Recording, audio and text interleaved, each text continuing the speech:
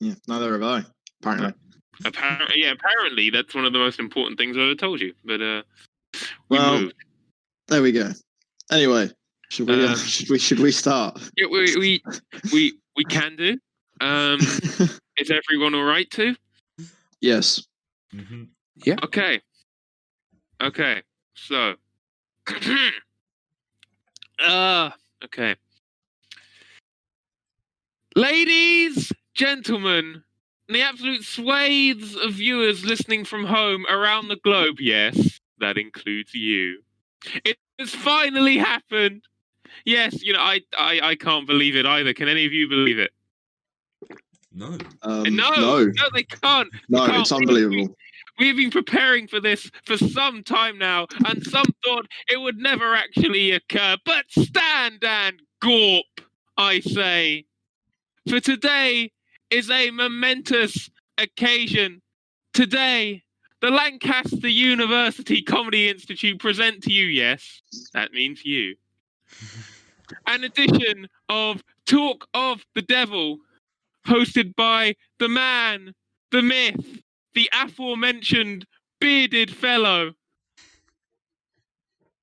Who could it be?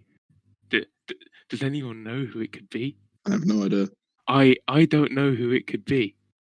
I don't know who it could be. I'm only doing this because I'm stalling because I forgot to put something in the music one. Who could it be? Who could it be? That's right. It's me, Fred Bloy. Amazing. You're too kind. Stop. You're going on too long now. This is silly. Stop it. How long of a track did you cue? This isn't a track. It's real life, Isaac. Sorry. How long of a clap did you tell them to do? Okay, they've done. They've stopped. They stopped. All the people in their ululation. It sounded like about 40 people in your room clapping. 40. Well, that would be illegal. That's why I'm asking why you have 40 people in your room. No. You see what I've done? I've taken a microphone. I put it down outside, and there's actually a small crowd that's gathered. That's also illegal, Fred. Yeah, you can't do that, Fred. No. They're all distanced. That was an admission of guilt, Fred. No, I can see them. They're all like evenly spaced. All wearing masks. How's the microphone picking them all up? It's a very good microphone.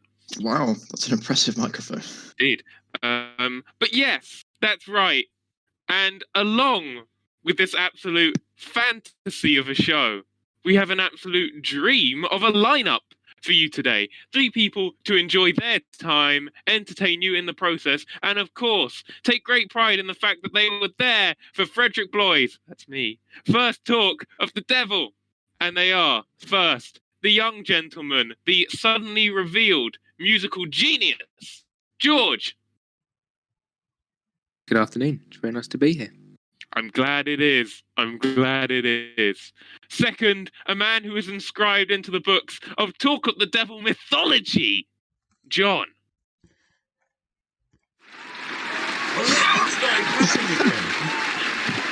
Wow.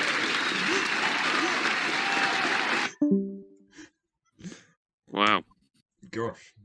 Well, I can't control them. They really like you, John. Wow. Crazy. Happy to be here. And thirdly, a man I'm glad is on today because if he wins, as I have said, he cannot gloat at my expense this time round. For I am not taking part as a contestant. Isaac. Hello, that is me. Oh, radio silence from the crowd. I'm sorry. Well, you did have to pay them to be here, so they got to do their part. It's okay. I didn't. As I said, my window's open. They heard me talking, and they went, "Is it today?" Like, Is that the Fred? Yeah, it was like the end of A Christmas Carol when Scrooge swings open the window. He goes, "What day is it today, boy?" And he goes, "Why? It's Frederick Bloy hosting Talk of the Devil Day, Mr. Scrooge." He goes, "Go and fetch me the biggest microphone from the music store. And make sure they're all socially distanced." And that he did. He did. Yes, but I'm very glad you're all here with me today for this journey. I understand that you're all even more glad you could be here because, once again, I am hosting. Let's take a moment, in fact, before starting, to think about our past wrongs, what brought us here today, and then also me. Please think about me, just for a few moments. God, 1 year of my life going downhill. Mm. Okay, well, I'm going to move on quite quickly because that's not Hang on, what I want to. expected. It's my 3rd year of hell so far with Fred in charge. This is my worst. Okay. I don't know how much longer I can go on. Right. Oh, this isn't my. Oh, sorry, I thought this was a. We're recording. Strike that. Yeah, sorry. Right. Okay. Well, George, do you have anything else horrible to say about me? Or No. Oh I mean, no! I'm nice. Nothing nice to say. Thanks, anything at all. You know, I Nothing like nice that, to George. say. I like that, George. It's as honest as before, but I see you've tried to play some linguistic trickery with me in the process. And it worked. And you know what? I don't even care. Well done. Well played, well, sir. Seeing as they're all done, because I know I am. Enough thinking about me, please. There are only so many tears I can cry. Anyway, regarding thinking about me, there'll be plenty of time for that later. Interpret that as you will. On we go. So, what awaits us today on Talk of the Devil? Is it glory? It could be for one of you. Is it a painful embarrassment? It could be for more than one of you. Is it love? Love and riches forevermore? Or is it round one? The round I am calling, I can't believe it's not real. Or can't I? In this round, I will be presenting you with 3 news stories in turn. Some may be real, some may be false, meaning I naughtily, yet in a demonstration of my enviable intellect, have made the story up. It is your job to figure out which ones are which, a point, of course, for each correct answer. Is everyone clear with that? Yes, sir. Yes. Yep. Excellent. So, we will go on to the first story, which could be real or not. Manhattan man rides subway in the nude. This is the story that a man during the late night hours of train service boarded the New York Underground system completely in the buff, hoping that he could just see how far I could go. He managed impressively to make it from 168th Street to 14th Street before police found him on the carriage, taking him off the train with little resistance. What do we think? Wow, 154 streets of nudity. I don't think. Okay, my knowledge of the American subway system isn't the greatest, but I don't think it's literally 168, 167. Oh, Would have been better if he went the other way, because then he would have been able to get to 169th Street. Let's see. So at night, this guy rode the subway completely nude. Mm. I am aware that there is an event that takes place in Manhattan where they ride the subway with no trousers on. Mm. Once a year, I believe that's a thing. I think you just had a bit of a weird holiday, mate. Maybe, but I'm pretty sure that's a thing. I think I heard of that. However, I would like to know how he was stopped and how the news people even got to him, because surely he would be arrested for public nudity. I mean, this is the thing. I'm going to refrain on all 3 stories, whether they are true or false, saying more than the tagline I do, at least initially. I see. So I'm afraid, at this current point in time, I can give you no further information. Well, with that in mind, I think I will be the first to say false. Okay. If it's at night, there's less people around. There's different influences. I mean, there's been points in my life where if someone said, "I'll give you a $5 if you do this," I probably would. I'd probably We've say all true. been desperate enough. That's okay. Yeah, exactly. I'd probably say true. True. I wouldn't say true. Very Ooh, interesting. John, interesting. you've been put in an awkward position here. Where will you lean? Oh, Who will you gosh. make the underdog? Yes, that's a good question. Yes, well, I mean, George raises a valid point. It wouldn't be too much of a crazy thing to do, especially for a bet or whatever. So I feel like there's crazier things that have happened in the world. But is that Fred's game? Is he giving a story which isn't too crazy, so that we may think, oh, there's crazier stuff out there, in order to be fair, it is America, so this is very plausible. I think he's trying to throw us through a loop. Yeah. Oh boy. Yes, and Fred is just silent at the moment. He is, and is Fred is devilishly devious with his tricky. Thank you, Seymour. No, I have. Oh my. I have no comments. Well, okay. I'm gonna go with a solid true. Okay.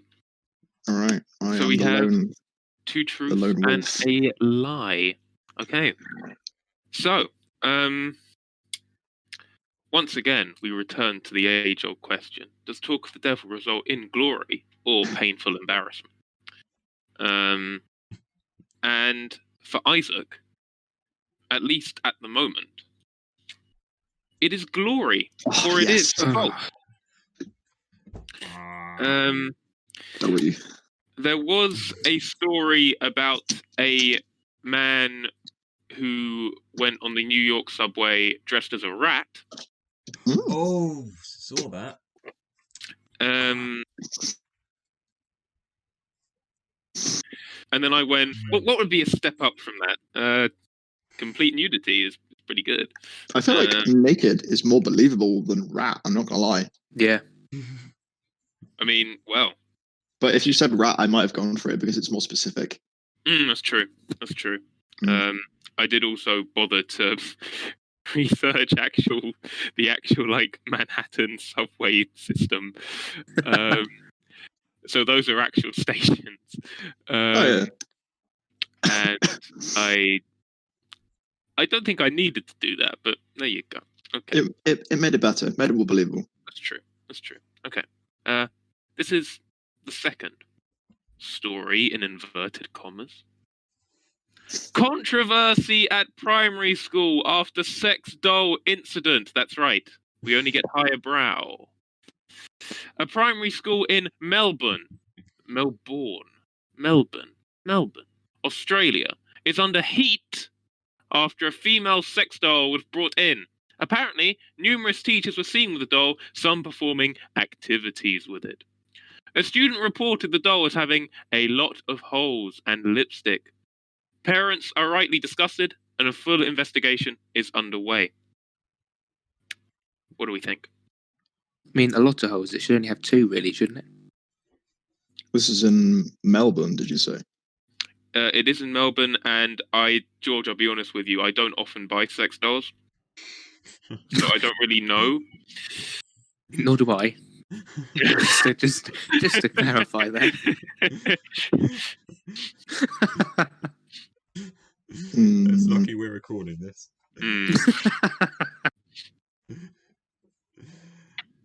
I haven't heard anything about that. And all of these are recent, yeah? I mean, apart from the ones I've made up, which in fact never happened, yes. But their intention is to be recent. Yes. Okay. I haven't heard anything about it, and I feel like it's one of those funny stories that plays on the news. You know, they're like, "Oh, haha, this thing happened." Interesting. So I feel like you would have heard something.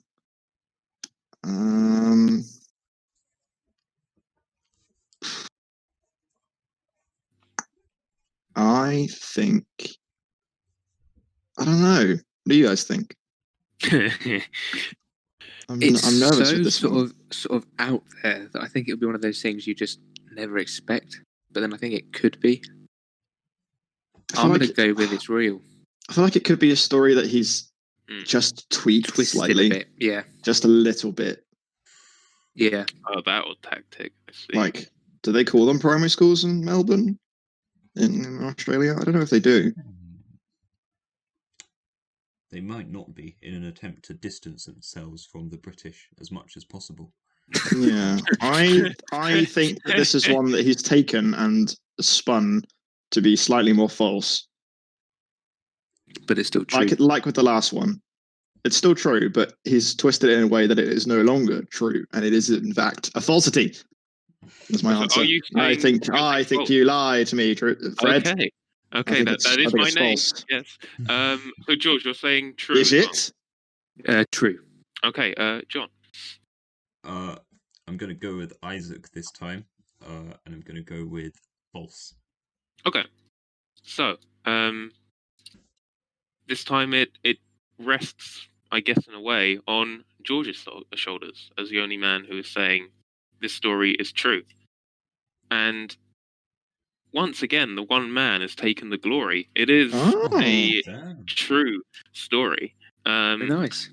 I've got very nice is for some people, I suppose.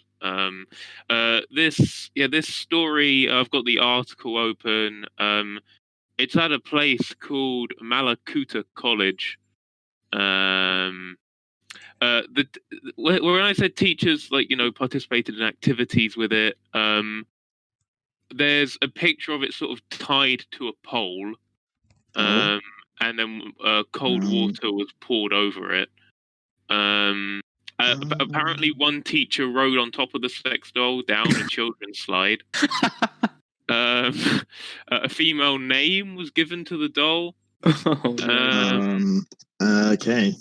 And that was an actual quote from a child. A lot of holes and lipstick. Oh my god! Yeah, children as young as 5 apparently would have seen that. That's character building. Yes. Character building is one way of putting it. Yes. Psychological damaging is another. Yeah. Is an alternate one. Yes. Okay. So that is George's round. And we come on to the third news story. Of inverted commas again. Something a bit more positive here. Human aging process biologically reversed for the first time ever. A team of Israeli scientists have made a breakthrough with oxygen-based therapy, managing to in fact cause telomere regeneration in patients aged 64 and older.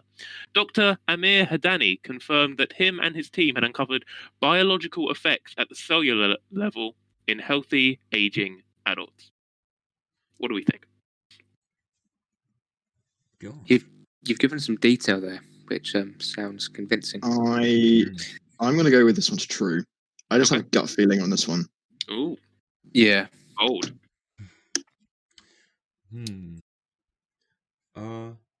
Gosh. Well, now I can go with false and hope that the trend so far of only one person getting the point continues. Or I can go with true, and that means that if I don't get the point, nobody gets the point. Gosh, it's hard. It is tricky. Yeah. Yeah. I'm gonna go. I'm gonna do a Tristan. Okay. where if I don't do something different to all of you, then there's no way I can ever catch up with you guys, being on 0 while you two are on 1. So I'm gonna go with false. I'm going to hope that this piece of positivity does not in fact exist in the world. I hope the world is a bit darker than it is made out to Wow. be. Wow. Okay. Right, I see. Sacrificing humanity for your victory, I see. Understood. Well, I mean, I have to say that humanity has sacrificed John's point for its own continuation, because this is true. John, no! I feel Tristan may have set you up in some way here. I'm not too sure why. Tristan's been long coming for this exact moment. Yes. He's going to listen to this episode with a smile on his face. He's going to laugh. Yeah. No, but yeah, this is true. It's scientists from Tel Aviv University. They used they gave pure oxygen to older patients in a highly pressurized chamber. They were able to increase the length of telomeres and reduce the number of senescent cells by 37%, allowing healthy cells to regrow in their place, which is kind of incredible. That's wild. The That's a telomeres really were able high to number. grow back to the length they were 25 years ago. My God. That's amazing and scary. Incredible. That's really scary. Yeah, like, terrifying, but incredible. I don't know if this will affect the actual like patient's life expectancies or anything. Yeah, I was just thinking that.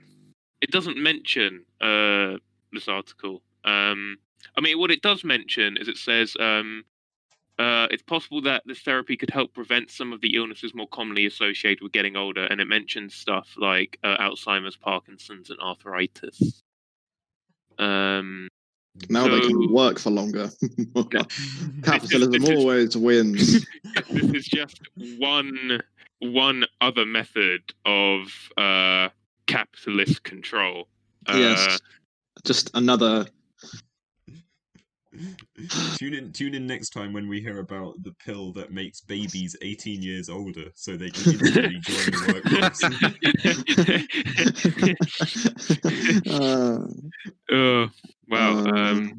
Don't give the next host. Wait, the next host is you. If he includes that, you know it's not real. Right, Fred, Isaac, and George, you're not. Listen to our warning. Listen. Take heed, listeners. Take heed. Okay. So after that eventful round, John, I'm afraid to inform you that you are stuck on 0 still at this point. However, a bit of a narrative is hinting at emerging, as both Isaac and George sit on 2 points apiece. Curious. Very nice. The narrative of that competition, but of course, the British public always like an underdog. So John may charge through here. We never know. Are they still outside? Are they cheering for him? Or are they dispersed? I think. Oh no, they're still there. Sorry, Yay, I John. the blind back up. Sorry, forgive me. They're all still there. And then they've all just stopped. They saw me put the blind back. And that was very sudden. That's a really soundproof blind. It's more the fact that some of them are also like classically trained musicians. They've got really good like timing and connection with each other. Oh, I see. Classically trained musicians. Yeah, those guys are the best. They give each other the eyes, you know. The eyes. Wow. How forward. And then they just not like that. I mean, you should have specified. I hope it doesn't mean anything like that, because once again, that's probably not advised right now. So... I've had the eyes playing before. But you definitely give each other the eyes. Oh, you see, George gets it. He's had the eyes. I've had the eyes. Yeah. Have you given the eyes? Oh, of course I have. I've definitely given the eyes. So we get it. Sorry, I don't like being excluded. Me and John are being excluded right now. Have you ever given people the eyes? You know what? I have. You know why? Because I have played music in the past. There you go. I have performed in a concert. I'll have you know. Was it a school concert? No. Oh, snap. Oh, snap. Anyway. Yeah, this is a conversation for another time. Okay. Yeah. So, that's the point update. And with that, we come to our first music break. But we'll get on to that. For during each music break on Talk the Devil, we normally have a creative answers round where each of our contestants are given the same question to think about during the music, and then when we return, they come back, give their best answer, their funniest answer, or perhaps their most emotively powerful answer. And the answer I like the best will get a point. And the question I would like them to think about during this music break is, if you could have any scientific biological human advancement for 1 week, what would it be and why? So anything that science could do to your body for 1 week, what would it be and why? And for you, the listener, if you don't like that question, you can play the game that I sometimes play, where you try to figure out what each of us really look like. Send your drawings to me when you're done. I will only respond to the most complimentary. Okay, so I should give a bit of context for this bit of music I'm about to roll out. Seeing as this is hosted by me, I thought I'd do something a bit different. I haven't been on an episode which has done this before. I've got some classical music. And what I have got for you, this first piece, I need to actually make sure I'm getting it correctly. This is a piano sonata by a man called Domenico Scarlatti. Its number is K10. That is literally all I have to say about it. Don't know why I'm still talking in this tone, therefore. But yes, Domenico Scarlatti, a piano sonata, K10. We will see you all soon, surely. I'd like the scientists to put me 3 points ahead for a week, just long enough to win. I have no comment.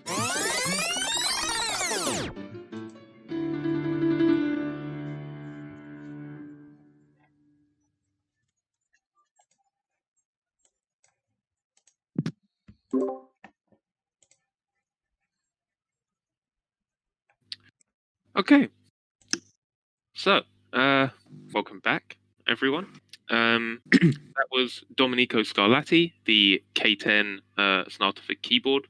It may have been for harpsichord, so I won't say piano again, because I don't want some smart person to correct me. So, I should have specified as well that each piece of music, as usual, alludes to an overarching big boy news story. Not any of these vague ones, no. A fat news story that will be revealed at the end. Does anyone have any ideas out of interest after that? No. No. No. And wait, was that a yes? Not from me. I am hearing things. Wonderful. Okay. Well, no.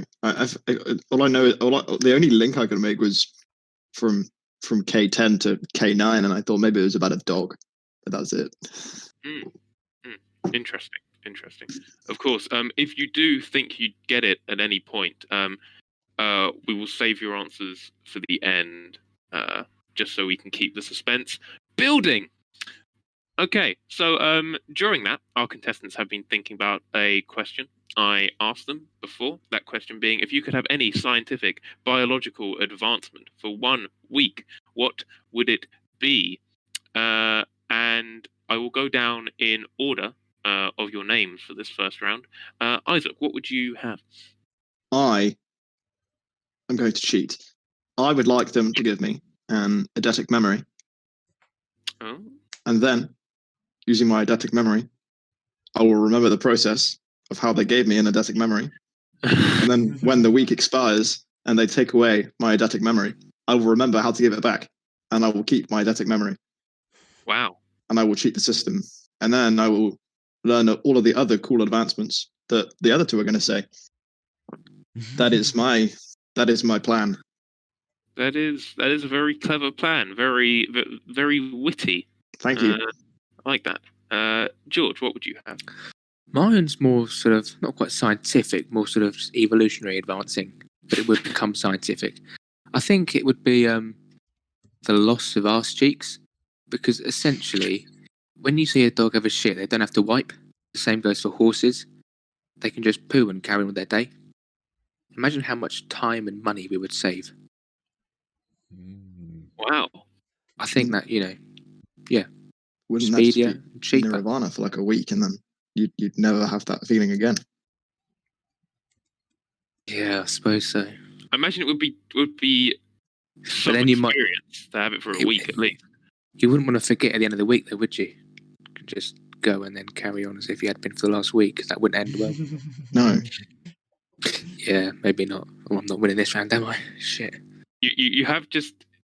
I've never seen a man launch a intellectual critique on his own creative answer. Well, okay.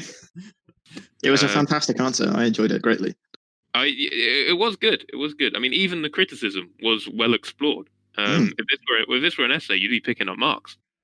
John, what would you have? Well, I thought I would have some super eyebrows. Yes, because I've got now I tell this to everyone. I've actually got a monobrow, the Johnobrow. It's yes, it's but what I would do is what I like doing is I like moving. I would like to be able to sort of move my eyebrows up and down sort of individually, like move one up and keep one down, and move the other up, keep the other down, and do that really fast. That would look super cool. But I'd like to take that to the next level. So not just up and down, side to side, diagonally, all around. I'd like to be able to make my eyebrows do cartwheels, 360-degree flips on my face, and then that would look super cool. So yes, wow. Thank you. Okay. My Discord cut out then, so all I heard was John say, "I think I would have some soup," and that would be it. That was it. I was like, John, and then I realised that my Discord had cut out. No, that is all he said. Oh, he just wanted some. That's fair enough. I just said, I was like, John, it's just soup. Is that your answer? To be fair, if you could naturally create soup, I'd take that. Actually, John, why didn't you say just soup? Fantastic. That would be my next answer to your next creative question. Well, let me remind myself what the next creative question is. It would kind of work. Yeah. Oh, okay. John, I said that. You can't steal it. You could make it work, but I'll leave the decision up to you. So the answers here, we have Isaac and his witty memory plan. We have George and his lack of butt cheeks for wipeless defecation for 1 week. And we have John with some very entertaining eyebrows. I feel like I missed something. It was he wanted super eyebrows. Oh, yeah, okay. So I feel, John, that yours would provide only entertainment. I'm just trying to help others, bring joy into other people's lives, make the world a better place. Yeah, exactly. Whereas you just want to cheat the system for your own gain. And George I could write it down. Other people could have eidetic memory too. Oh, fair. Yes, and well, okay. So you and I are moral, but George is still immoral. Mine would save the environment. Toilet paper. For 1 week. For 1 week. But imagine how much toilet paper the world would save. Small differences make big gains. Once your Greta hears about this, she'll be putting this on the agenda. Oh no! Removing everybody's butt cheeks. the radical left back at it again. I am going to give this point to... Well, that's a tricky one. I'm going to give the point to, as much as it pains me, Isaac. Oh, thank you. Oh, would it? It's kind. I'm being burgled. Who are you? Huh? Why have you come in what? here? Is it Patrick? You horrible man! Get out of my room! I'm recording for the radio. I'm coming to save you, Fred. You on my way. Interrupted the broadcast. I'm just going to... No, Isaac, stay. I'm just going to continue.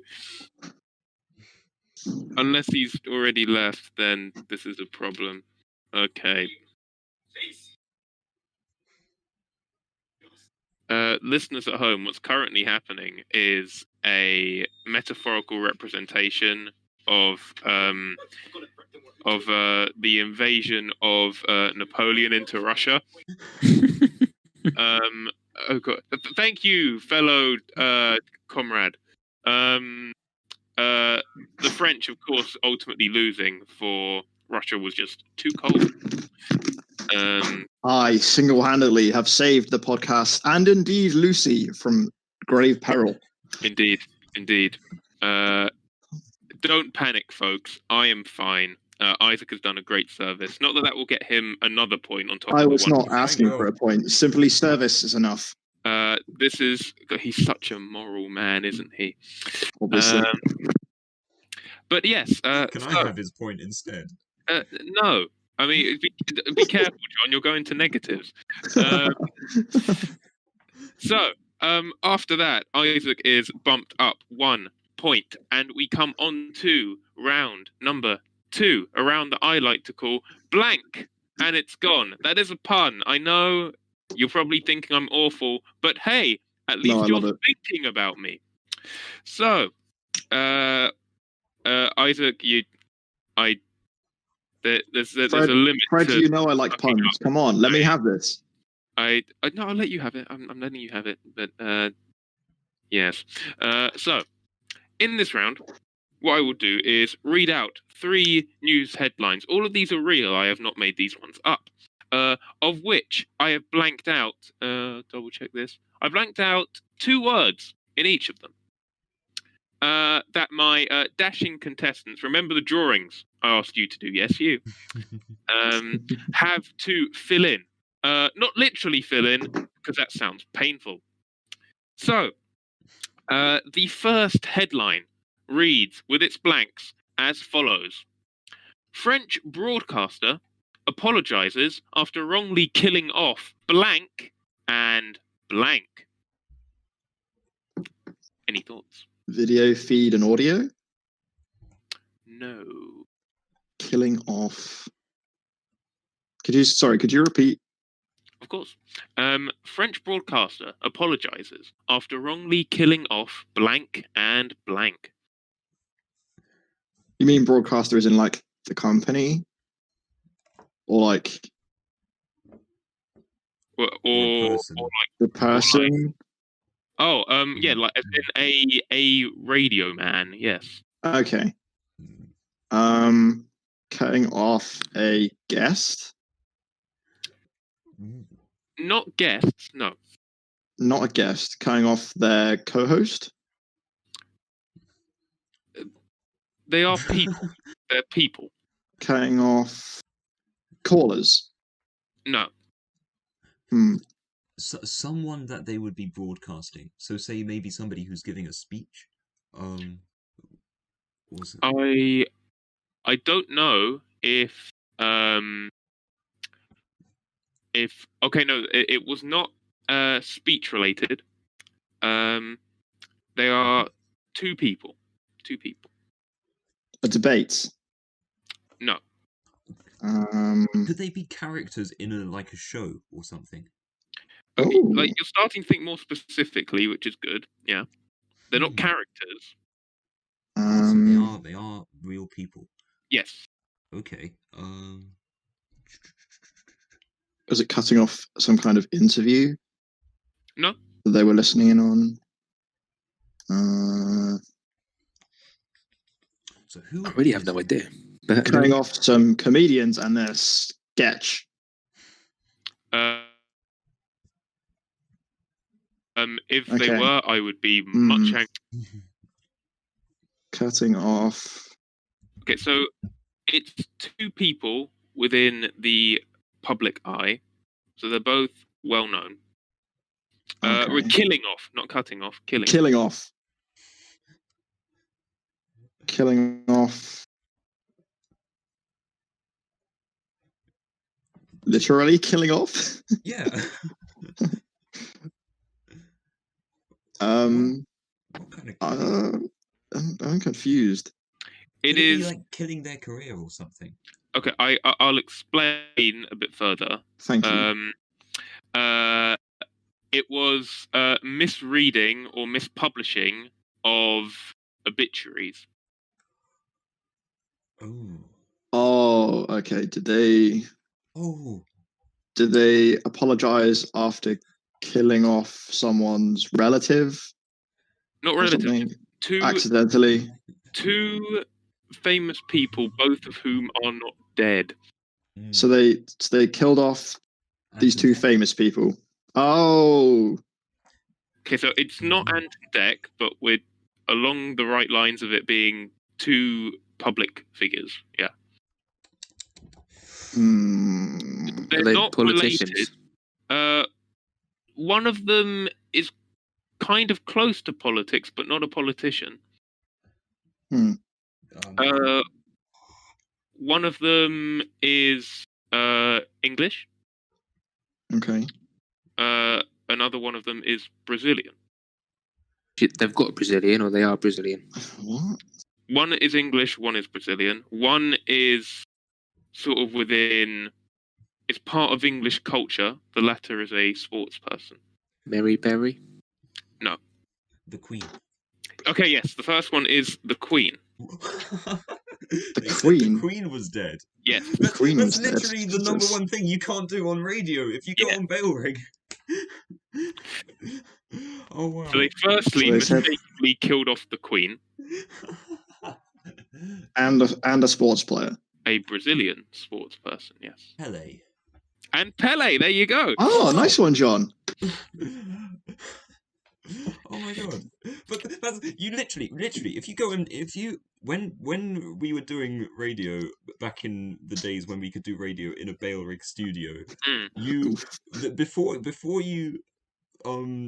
you actually went into the studio, they put a list of rules in front of you and they say, okay, you can't swear on FM radio, you can't do this on FM radio, and one of the things you couldn't do is you can't announce that the Queen is dead. The BBC has to be the first people to announce that the Queen is dead. And oh, brilliant. I mean, yeah, there are reports of the deaths of about, according to The Guardian, of about 100 unfortunate celebrities due to what they claimed was a technical problem. It was by Radio France Internationale, the French equivalent of the BBC World Service, so quite big. Ooh. Who else did they say? They said that Jimmy Carter was prematurely dead, Yoko Ono, Sir Alex Ferguson, and Clint Eastwood are some of the other people they said was dead. Did they do this all at the same time? I think so. Yeah. That's an impressive list of things to get wrong. Like, that's actually kind of crazy. Yeah, I don't know what kind of technical gaffe this is, but it's a pretty major one, yeah. That's quite excessive. They have apologized and they've taken everything off their website and everything. But yeah. How did they manage that? How are they like, this list of people that have no connections, they're all dead? I think I've just seen on this article, hang on, in the event of the Queen's regrettable death from the coronavirus, the station recommended that the obituary be preceded by the words, "The coronavirus pandemic that has wrought havoc around the world is no respecter of crowned heads. In England, it has claimed the life of the monarch. The United Kingdom awoke an orphan this morning, infected by the virus. Queen Elizabeth II, age 93, did not survive associated pulmonary complications." I'd like to emphasize that... Well, they really had a full thing, huh? Yeah, I don't know why they had a full thing, and also at the same time, the Queen isn't dead. We can confirm. Did they think to check? Well, like, this is the thing. They say it's a technical gaffe, yet they had that whole thing ready. Couldn't you have like rung up the BBC and be like, "Yo, the Queen? Yes, no." Like, is she okay? I don't know. I don't know. Just ring literally any English person. Literally, yeah. I can't explain that. I'm impressed. It is Really? almost impressive, isn't it? Yeah. It is quite impressive, actually. Okay. Prince Charles is so annoyed now. He was listening to this French radio. You got me like, again. Damn. He ran into the, I don't know, wherever they keep the crown. He's like, yes, finally, it's mine. Moriarty and Sherlock. Yeah, fair. She just walked in like, what the hell, man? What are you doing, bro? Get your hands off. It's mine. Okay. This is the second headline. Tennessee mayor will not require blank until blank says so.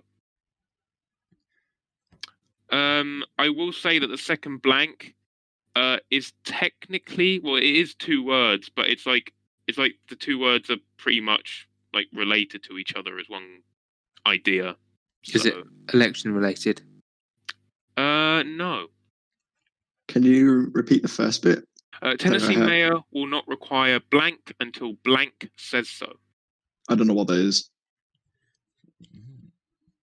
We don't know what is. The first thing. Tennessee. Oh, I couldn't hear you properly. Tennessee. Oh, the mayor. I was like, what is he saying? That's my bad. It sounded like tenancy, and I was like, Tennessee mayor.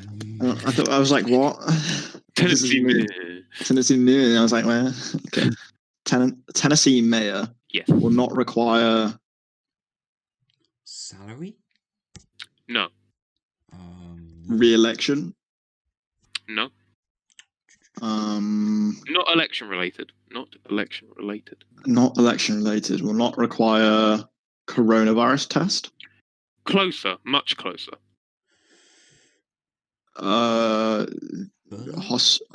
Hospitalization.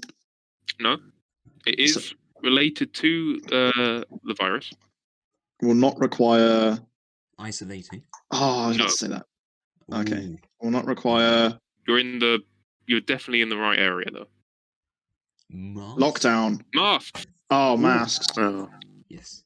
So will not require masks until blank says so. Trump president? No. The federal government? No. Their advisory health board, whatever it's called? No. Coronavirus task force? No. Think more. It's not. It's more of a concept almost. If you're so inclined to think of it like that, it's not something that can actually speak to the man. Like hazard science. Risk or something, like hazard signs, or like an R rating kind of thing. No, one may say it's not even earthly. God. Close. Jesus. Same area. The Lord, the Church, the Holy Spirit. The Holy Spirit. Oh, yes. Nice. Tennessee mayor will not require masks until Holy Spirit says so. Does he say how the Holy Spirit will tell him? Well, this is the thing. I'm looking through it, and he has acknowledged. He says he understands science and is in favour of the idea that people should wear masks. However, he believes it's a personal choice. where does it actually mention the position of? Yeah, so he's like, he's urging people to wear one, but he's not going to mandate it.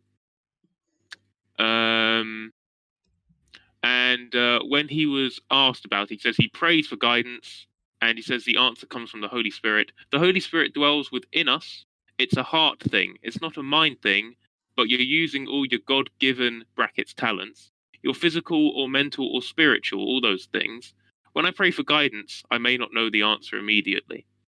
So I'm not too sure the logic behind it, because he said he understands the science and is in favor of masks. However, he's waiting for the Holy Spirit to say, go ahead, I guess.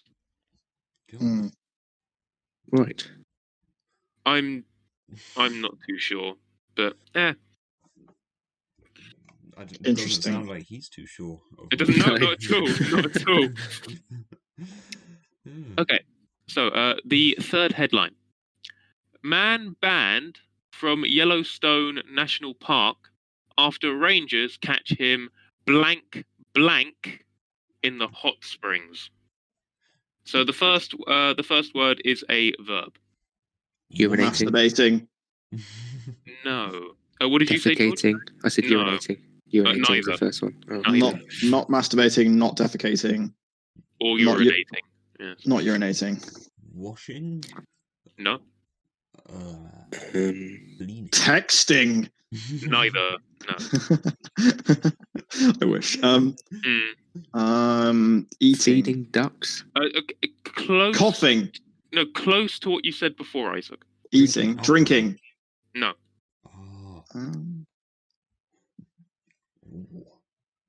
Making food. Cooking.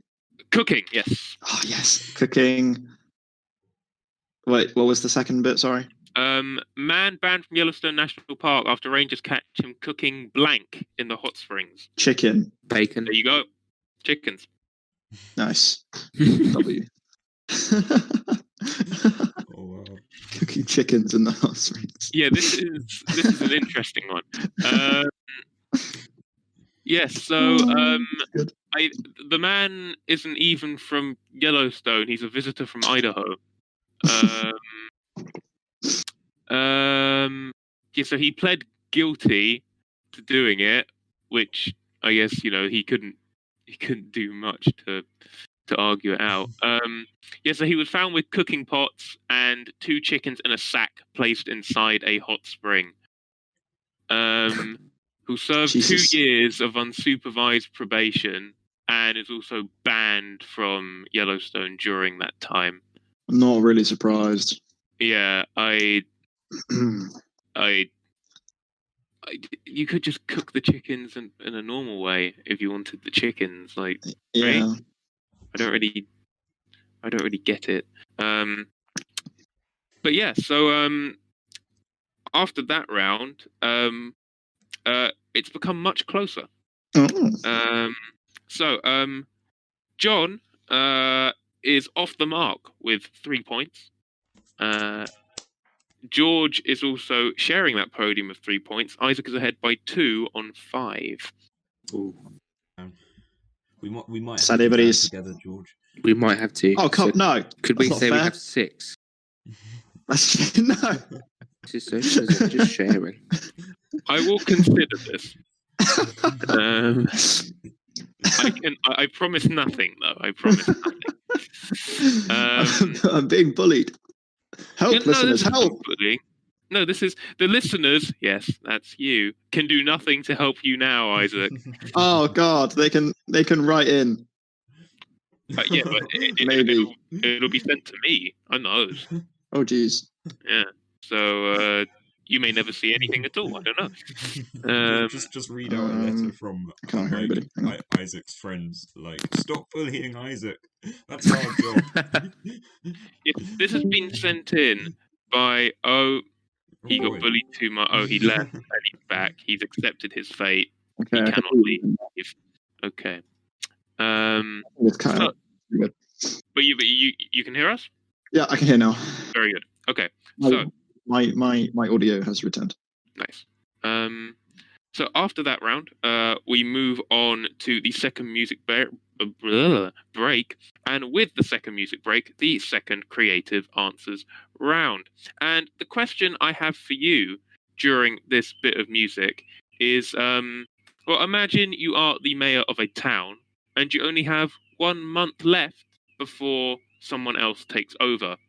What wacky law, as a last bit of brilliance, do you bring in? Meanwhile, for you, the listener, if again you don't like this question, you can play one of my favorite games and wonder out of our panel who, if anyone, is secretly dating who. Send me your answers. The bigger the bombshell, the better. So, the question you have to think about is: you are the mayor of a town and have only 1 month left before you move out. What wacky law do you bring in? During this, please do not tell anyone what I send you. But during this song break, I will be sending each of you a message that will appear rather mundane and boring. All I want you to know is, all I want you to do is read it as you're thinking of your answer, know what it is, and then I will explain all when we come back. This song is by Coldplay, and it is called Politic. We will talk to you when it is done. Sick.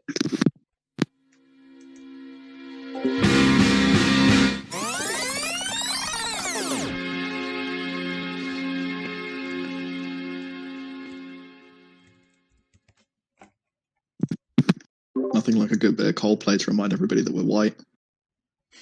Indeed. I was about to say very good song from a very good album, and you have just completely kicked it. But Oh, I'm sorry. No, take it back. Cut this bit, John. Cut this bit.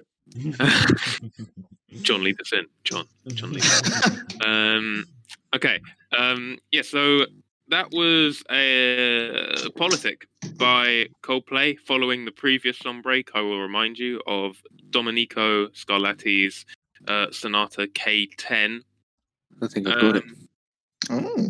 You think you've got it? Yeah, I think so. Okay. Say nothing. Does Say it anyone else so. have any ideas? No other ideas? Honestly, I'm kind of behind on the news, so no, I don't know. Okay. Oh yeah, I've got no clue. Okay. Yeah. Okay. Hopefully the last one will help. This is very promising from George. Then we will see.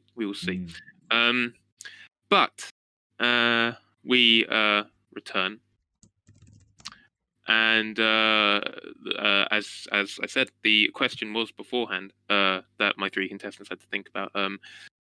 Was if you were the mayor of a town and had only 1 month left before someone new came in, what wacky law would you bring in as a grandstand finish?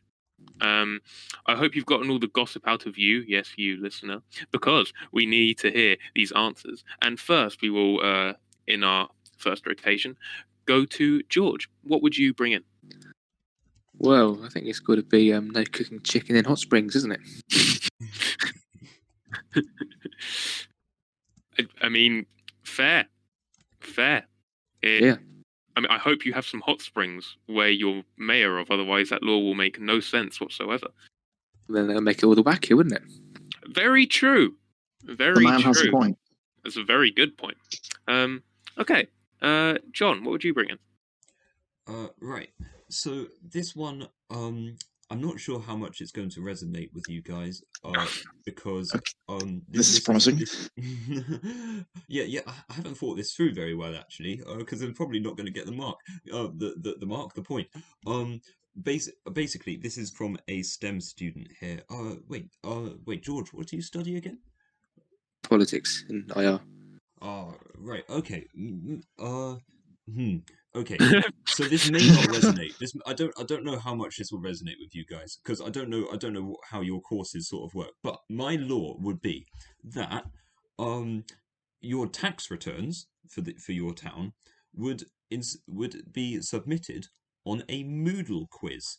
That's right. So I don't know how familiar you guys are with Moodle quizzes. But with me on my course, and I think I'd carry this over to this law. The quiz has to be submitted by 23:59, 1 minute to midnight on Friday evening. Really messing up your Friday. You can edit your submission if you like. If you get one answer wrong in the quiz, you will actually lose a mark, and probably have to pay an extra $100 or something. Questions will be multiple choice. About a week after you've submitted your quiz, you will get a notification on your iLancaster app saying new marks are available for your citizenship module. And just please beware, everyone's on this module, which is everyone.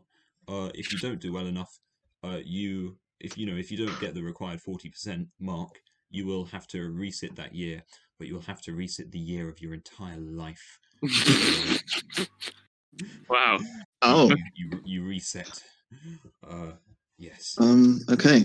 I'd just like to pick up on something small within that. Would part of the law require everyone to download iLancaster? Yes. Okay. Everyone has to make do with a terrible app on their phone. Okay. Very good. Isaac, what law would you bring in? Well, I'm not sure I can really follow that, but I'll try. So this is meant to be a last hurrah, yes? Like Yes. a last big thing that you do, a big celebration of some kind. And that makes me feel like, as a mayor, you're supposed to be kind of, you're meant to really celebrate yourself as a person. So my law would be that every mayor that leaves office, everyone donates them £10 each, and they have a big celebration, cheering him out on his way. And it's enforced. Everyone has to look happy, or they go to prison for at least 5 years. Wow. They have to be, crying, screaming, like, don't leave, please. I'll give you all my money. And you go, oh, I'll take it, but I can't stay, kind of thing, And it's mandatory. Everyone has to give you money, even if they don't have any money. I don't care if that baby was born yesterday. You shove a tenner in its fist and you hold it up to me, and I can take the money. Wow. You want to appreciate your mayor. You want to set them up for life. They've done so much good work for you. So, mandatory celebration in which you give your mayor money. So your final law is basically enforcing a month of a dictator state? No, not. Of course not. It's just going to be one day of celebration where everyone just, they celebrate your achievements and give you money. I see no problem with this. It's just woo. Okay. So we have George logically banning the menace that is roast chickens in hot springs. We have John setting up a Moodle quiz / iLancaster tax system with severe consequences. And we have Isaac setting up a day of enforced happiness and money giving for himself. Yes. For the outgoing mayor, not just me. Any outgoing mayor. Oh, I see. Okay. Every outgoing mayor gets this wonderful thing, and that way they'll never overturn it because they want the money too. I mean, the celebration. They want the celebration too. It's clever thinking. There won't be a revolt, you don't think? No. It's only like one day every however long, Okay. Again, a tricky one. I think just for the amount of structuring in it, I'm going to give this one to John. That is very fair. Yeah. That was expected. Although the idea scares me greatly. I will be tentative next time I vote for you for anything, John. I'll let you know that now. So, John has got that little boost up from that point there. And now we come on to the third round for today. And it is a round that I like to call I Heard the News Today, Oh Bloy. As you can tell, these people are finding it funny. What I did there, if you hadn't noticed, was swap out the word boy for my surname Bloy, because they sound similar. And I think in the halls and annals of comedy, this is one of the most hilarious and outlandishly original things I think anyone has ever done. I'm the first person to ever make this joke. I am sure of it. And segue. So don't I call you Bloy Boy all the time? I mean, you physically can. I can't stop you. Yes. I mean, I do. Yes, quite.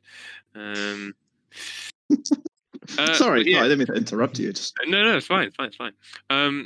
So for this round, you may recall that I mentioned that I have sent each one of our contestants a rather innocent, unknowing message, rather mundane, and I told them to look at it early because what they're going to have to do with this very mundane prompt is that they are going to have to deliver a Fox-worthy news rundown performance of that headline, taking it to whatever outlandishly wild place they can take it, without, that is, actively outlining what the story is, so without actually saying what it is. Right. After it, I will be giving 3 points, 2 points, 1 point to the ones I found the most effective. And also, after each one, there will be bonus points for the performer and contestant if said contestant can correctly guess what the original mundane prompt was. As I'm talking, I'm hoping you're thinking about what to say as well. I will say you don't have to use the whole 2 minutes. If you feel you've said enough, say if I was performing, I felt I had said enough. All I need to do to signify to alternate reality Fred, who is hosting this episode, is I've been Fred and good night. And then that would signify to alternate reality Fred to stop the timer and ask people if they know what the original mundane prompt was. Now, does anyone have any questions? Am I allowed to have you act as a co-host and just like bounce, just be like, yeah, and like, say outrageous a few times? Because if you want to get into the Fox News spirit, you kind of have to be. If all I'm doing is sort of making the, you won't be helping. You'll just be, I'll just be like, and you'll be like, yeah. Okay, I'm happy to do that. Just to get into the spirit of Fox News, I'm happy to do that. Yeah. Thank you. I appreciate that. Now, I wrote down a very random order for this last night, and I know that sounds very suspect, but it was genuinely random. And the person who was first was Isaac. Oh, okay. Do you need a bit more time to think? So the point of it is that I tell my story without telling my story. Yes, but that's you can perfect go... for Fox News because they don't tell any stories. Exactly. The sort of main idea is for you to improvise an incredibly outlandish kind of news update that sort of alludes to the original prompt. Can I mock Fox News for being immensely racist? Seeing as I am not affiliated with Fox News, nor is the Lancaster University Comedy Institute, yes, you can. Amazing. That's all I needed. I'm ready. You're ready? I think I'm ready. I need to warm up a little bit to get into it, but I think I can get into the flow. Okay. So, with the first news report of the day, we go to our reporter Isaac, and his 2 minutes to do his rundown start now. Well, thank you, Fred. And I hope you're having a good day. Are you having a good day? I am. Are you having a good day? No, I'm not having a good day. Do you know why? I don't know. Because I'm in a bad mood. Oh. And I'm hungry. Oh. And it's terrible. Do you know whose fault it is? Whose fault? Obama. It's Obama's fault. Of course. Obama did this to us. He let in all these immigrant workers. And they can't They can't work to the standards of true Americans. And it's a disgrace. It's a disgrace to Americans around the country. This is a threat. This is impacting my health and safety. Do you understand what I mean, Fred? Completely. How are we as a nation supposed to handle this?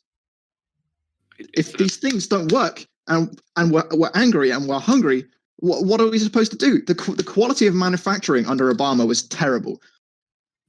Manufacturing plummeted, and we outsourced, and all these immigrants came in to. I'm going to sound. Oh, I really hope no one can hear me right now. All these immigrants came in, and they built things wrong, and we outsourced to China. Obama outsourced to China, and that's why they don't work anymore. That's why I'm hungry. Aren't we all? Aren't we all? Is that the end of your report?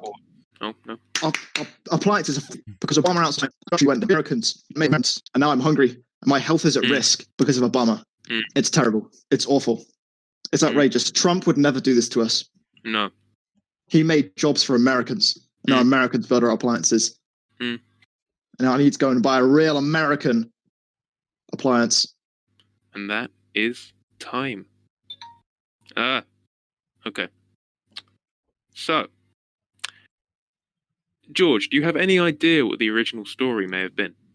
There was a lot of reference to being hungry, I think. I don't know, perhaps run out of food or something? Okay, so we have run out of food. Okay. John, do you have any idea? Building on George's point. So we've either run out of food or we've run out of something that is needed in order to supply food. Needed it because, like, Isaac was talking about, that something was being made wrong, something was being put together wrong, or something like that. I think. So I'm thinking like toasters are like no longer toasting properly because they've been made in China or something like that. Gosh, tricky one. Sorry, I didn't mean to make it tricky, but then I didn't really know how to toe the line. That's fair. Also, John, are you saying that the toaster is broken, or? Well, maybe it's like something like American toasters across the nation are suffering from breaking, because they've all been built by, built in a substandard way, by immigrants or whatever. No. Remember, the original prompt was mundane. Very mundane. Very mundane. Remember, I'm an angry Fox News host, and I must blame immigrants and Obama for everything. So your food was late at a restaurant? Is that your final guess? Yeah.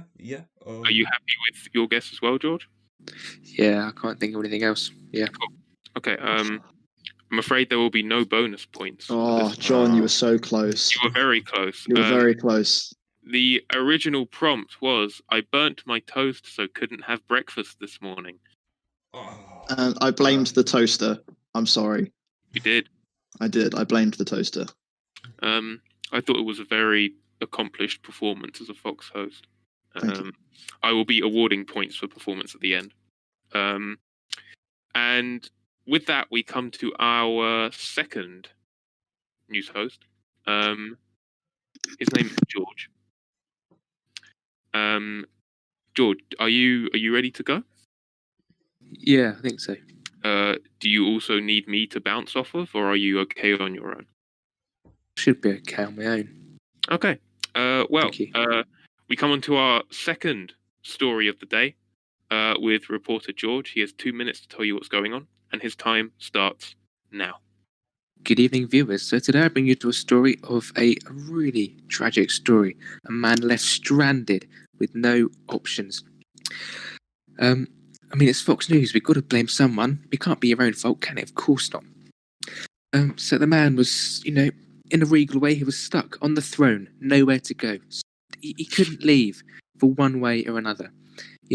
the only credible route out, gone. They often say one cheek does plenty. You know, it just doesn't. Absolutely, with nowhere to turn, the poor man had to, in a way, the scene looked like a dirty protest after the man was left with no other option. There would be pictures, viewers, but I'm afraid they're just too horrific to show you. We really cannot. But anyway, in the next article, we will show you poor, desperate families risking their lives to get across the border, but that is perfectly acceptable to watch. However, the footage from this article would just be too harrowing. And with that, back to the studio. Thank you, George. Was he stuck on the toilet with no toilet paper? Yes. John, were you going to say something similar? Stuck on the toilet with one sheet of toilet paper, I'm going with. Okay. And he had to resort to something else. But actually, now I'm thinking, would that be mundane enough for I don't the think story that's. I don't know. I think that's not mundane enough. Yeah. Resorting to a toilet paper alternative is not very mundane. So I'm going to go with what Isaac said, but I'm going to change it from no toilet paper to one square of toilet paper. And that is something you should not have done. I'm very sorry. But I think just because both of your guesses are so close, I will have to draw the line. The person had no toilet paper, completely ran out. And because of that, I will be giving a bonus point to both George and Isaac. Oh, thank you. That was really good, George. Thank you very much. I was like cackling to myself the whole time. I thought it was quite a hard task, actually. You did better than I did. It's a difficult one. Yeah. And we come to our last news story of the day with our last news reporter of the day. His name is John. John, are you ready to deliver to the American public? Sure am, Mr. Fred. Okay. And we will give our rookie reporter here 2 minutes, of which will start now. Good evening, Americans. Now, this is part of our continuing coverage of the increasing horrific liberalization of universities across America. These are left-wing indoctrination camps, and another shining example of this degeneracy was reported just hours ago. We have heard reports of a disrespect hitherto undreamt of in American educational work from a student. We go live now to Sally, a course tutor at Berkeley University, California, who will describe the experience that took place to her just this afternoon. Over to you, Sally. Well, there I was in my office, and I opened my inbox, and there was the email, and I read it, and I said, 5 minutes? 5 minutes? Do you know what could happen in 5 minutes? That's too late. I said 4 o'clock. I said it. That was when I wanted it. 5 minutes? Not having it. Nuh-uh. Sorry, Buster. Good luck working at McDonald's. Well, wasn't that inspiring? An American tutor who shows that the world is a cold and hard place. Thank you. Thank you. Oh, wow. Please can you just give him the point for performance now? What a trip. Okay. First, Isaac, do you have any ideas what this story may have been about? So this was a tutor, yes, John? Was that? Mm-hmm. Did someone email the tutor saying that did a student email the tutor saying they were going to be 5 minutes late to a meeting? Okay. Is that your final answer? Yes. Okay. George, what do you think? Yeah, similar things, I think. Yeah, that emailed the tutor or asked them for something that was what they felt was unnecessary. Okay. Or something like that, yeah. Okay. I don't think I'm going to give any bonus points here. Oh. The prompt was, I handed in my assignment 5 minutes late. I have sent my tutor an email regardless. And I'm going to give 1 point to Isaac, if that's okay. Oh, thank you. 2 points to George, and 3 points to John. The two voices was the deciding part of that. Very deserving. So very well performed, all of you. Very well done. That puts John in the lead, I think. Well, let me do a little. You see, the problem with tallies is that it's just lines. It's not numbers, is it? Oh goodness me! Oh goodness me! Okay. So, if I have done me numbers correct, a score update at the moment sees George with 6 points, Isaac with 7 points, and John with 7 points. Oh. Very close. This is very close. This could go either way. Anyway, I say either way, like someone doesn't know. Anyone could win it. Absolutely anyone could win. As we enter the final musical hurdle, and with it, the final creative answers round. The final question for you to think about is, if you could run a news station with a particular quirk, what would it be?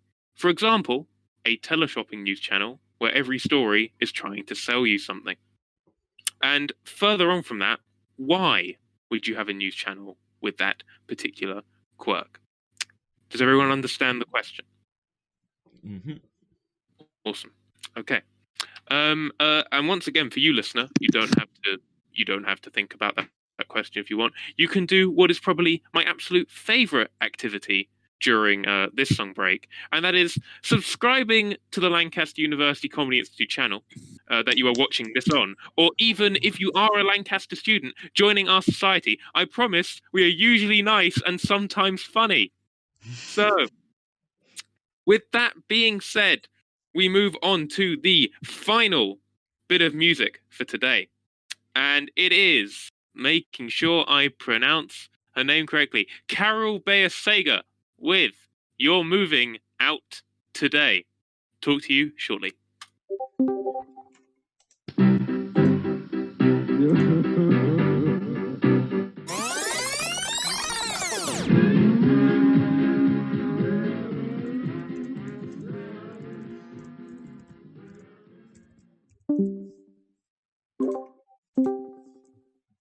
Yo.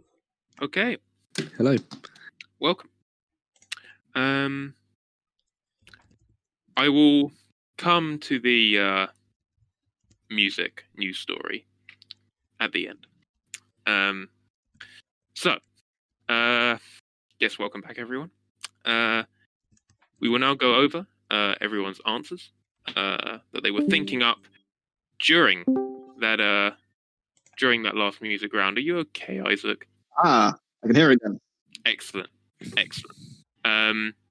The question, to remind everyone, that includes you, listener, yes, it does, was, if you could run a news station with a particular quirk, what would it be and why?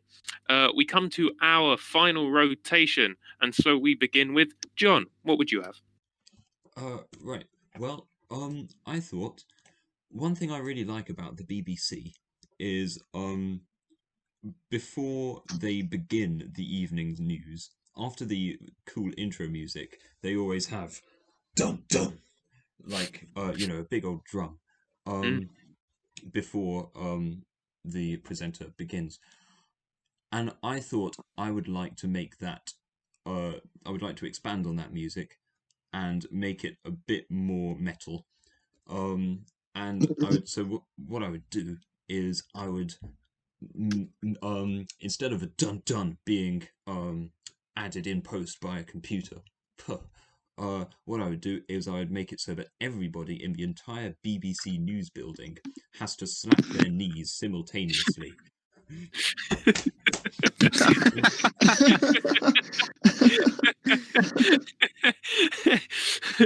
Okay. Anything further? Well, thinking about it now, actually, I'm thinking it doesn't have to be knee slapping. They could, for instance, jump up and down twice. They could, clap or whatever. But all that I would like to add is if they go out of time, they're fired. Oh my god, the pressure! Wow. That's a world I kind of want to live in. Okay.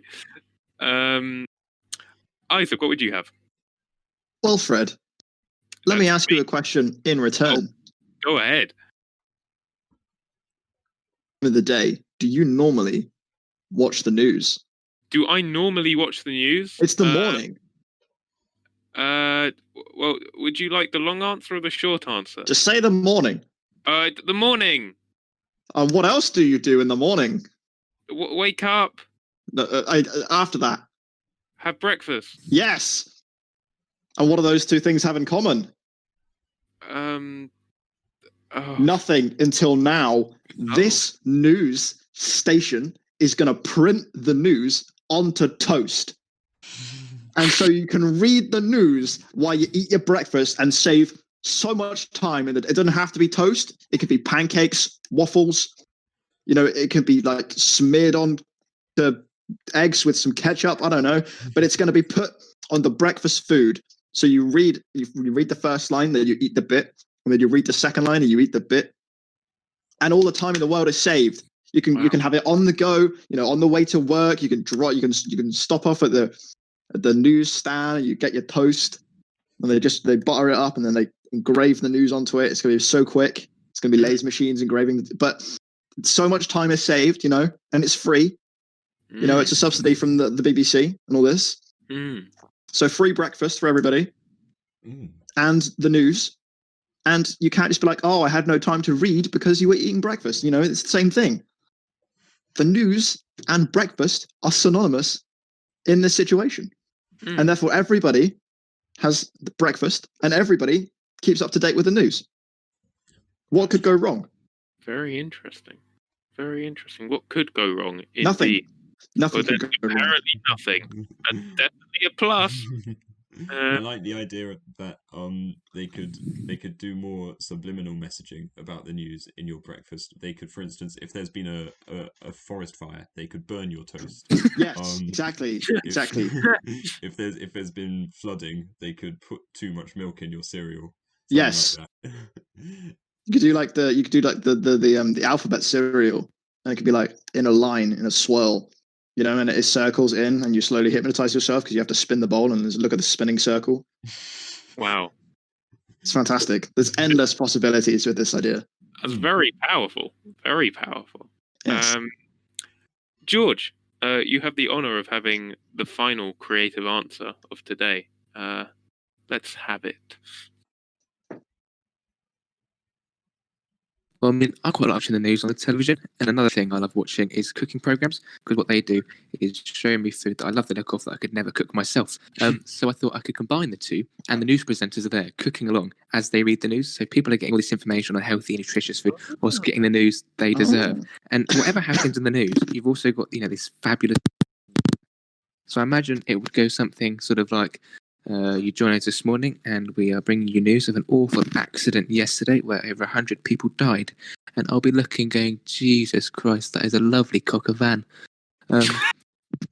Just every silver cloud sort of thing, I think that'd be quite nice. Wow. I think I'd like to say I don't think you could have given me a harder job, because all three of them are very, very good. And to give everyone a point is such a cop out, so I can't do that. It's really tough. Oh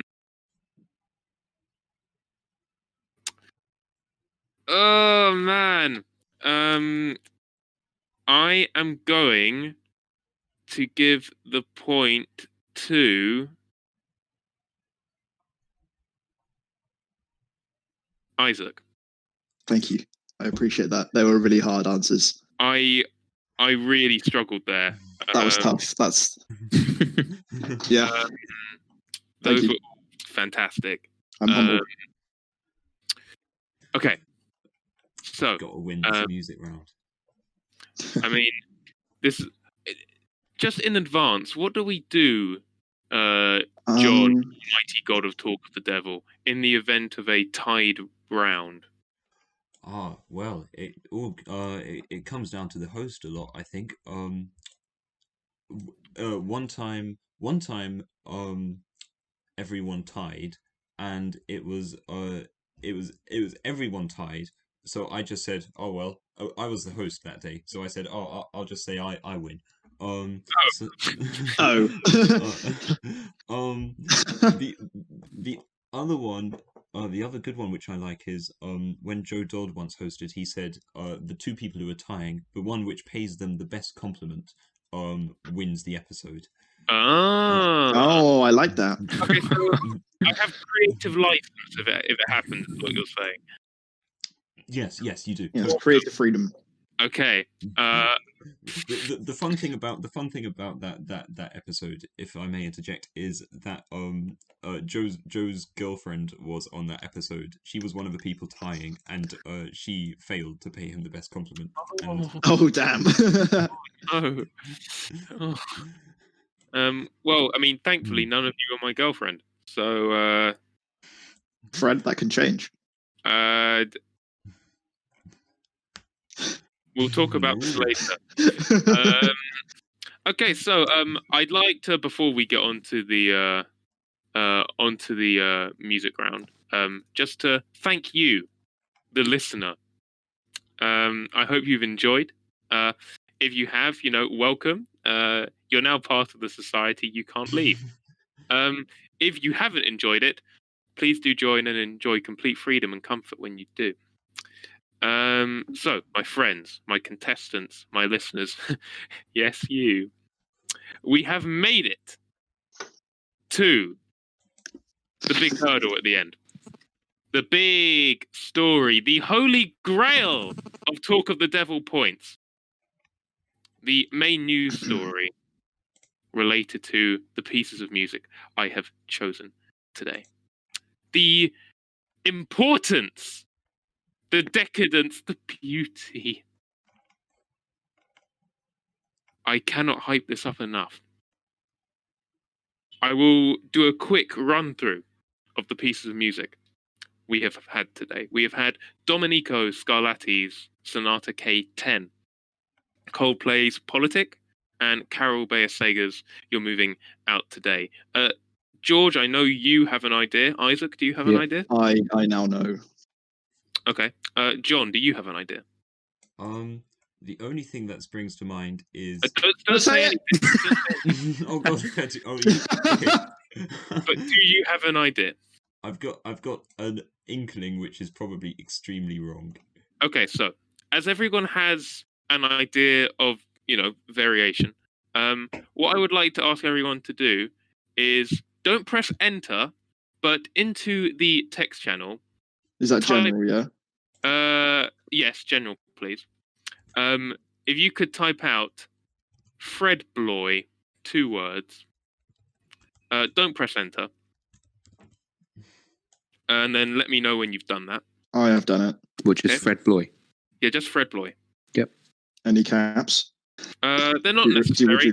Would you like the caps? It won't butter me up if that's what you're asking.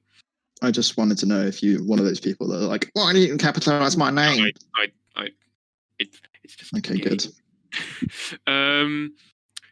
So everyone has typed it in, yes? Yes. Yep. You'll have. Okay, so when I say go, if everyone can enter that text, and I will go in order of the messages as they come in. So I'll do a countdown and then on go. Okay, everyone ready? Yeah. Okay. 3, 2, 1, go. Ah! Oh, my computer's so late. So we will go to George first. George, what do you think the story is? I think it's Mr. Cummings leaving number 10 Downing Street. He's only gone and done it! Yeah. Dang it, dude. Thank you. Why is... Can you fly overhead at a different time, please? I've got the same plane. Yeah. Thank you. Have a good night. Okay. Congratulations, George. Out of interest, John, what were you going to say? I was going to incorporate the name of the composer, Mr. Domenico Scarlatti, and I was going to say it was to do with an election in the Dominican Republic. Interesting. I'm not even sure if there has been an election in the Dominican Republic. I don't know. Isaac, were you gonna say? I was on the Dominic Cummings thing. You were. Okay. Oh, I just got how Dominic. Oh god, I just got it. And also K10, he got kicked out of number 10. Yeah. Oh. Also, one of the refrain in "Politic" by Coldplay. Open up your eyes. A little jab at him taking a very long drive to test his eyesight. Which we all, as comedians, definitely have a good chuckle. So, George, congratulations on getting that. Thank you. And now we come to the final standings. John ends with a very respectable 7 points. Thank you. As does George. Thank you. And although I won't admit it, despite the fact I'm about to say it, it pains me greatly. The winner with a very narrow lead of 8 points. Damn you. Is Isaac. Congratulations. Thank you, Fred. I appreciate that. Do you have any kind of speech? I just want to say how close this was. I really thought George was going to win. And I think it really genuinely just came down to the last creative question. Which was I think incredibly close. So close. I think anybody else could have won. And I think really we are all the winners today because I think this was a fantastic Talk with the Devil. I'd like to thank everybody. I'd like to thank George, John, Fred, the host, the listeners at home who are sending in their artwork of Fred as we speak. I can imagine. They are listening to this and they are running to the post box. They are sprinting, licking their stamps. For those of you who are drawing me, please don't cheat by watching other videos on the Lucy channel. I mean, please don't increase the views and potential subscriber rating on our videos on the Lancaster University Comedy Institute channel. Please don't join. Why would you ever want to do that? Please don't do it. Oh, really? You shouldn't. Why would you ever want to be involved on such an amazing show as Talk of the Devil? But yes, we have come to the end. Isaac wins. Huzzah! Congratulations! What an event! What a time to be alive! What will happen next week when I think John is hosting? Oh, the merriment that could be had, the prizes that could be won. I predict that no one will win any prize. Wow, that's a bold move. Well, apart from pride, and my other prediction is that I think next week's episode will be won by, yes, that's right, you, the listener at home. For after all, aren't the real winners the friends we made along the way? It's the end of the show now. George, if you could wish our listeners a goodbye. Goodbye. Thank you for joining us. John? I hate Isaac.